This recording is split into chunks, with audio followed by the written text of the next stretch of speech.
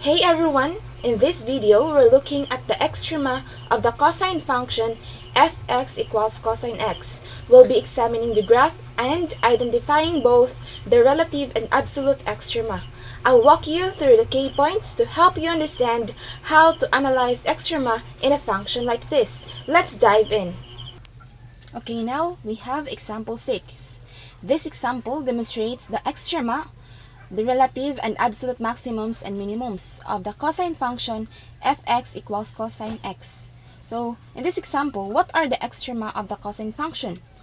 The cosine function has both relative and absolute maximums of 1 and relative and absolute minimums of -1. So, the graph shows that the function reaches its highest point at y equals 1 at multiple points, indicating both relative and absolute maximums. Similarly, the function reaches its lowest point at y equals -1 at multiple points, indicating both relative and absolute minimums. So when we say extrema, it refers to the maximum and minimum values of a function. Relative extrema occur within a specific interval, while absolute extrema are the highest or lowest values across the entire domain. So in this example, where do the extrema of the cosine function occur?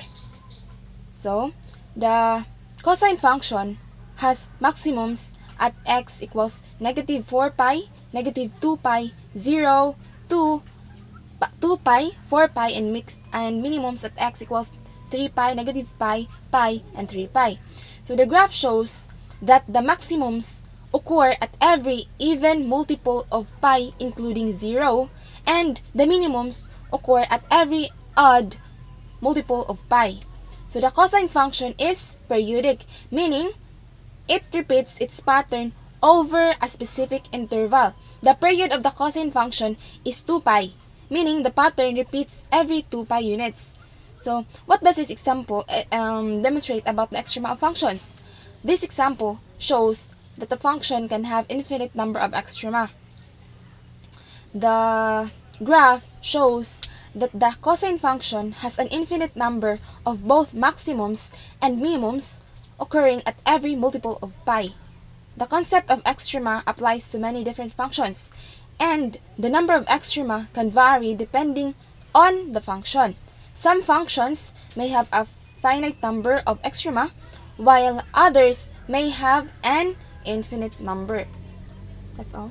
Thank you.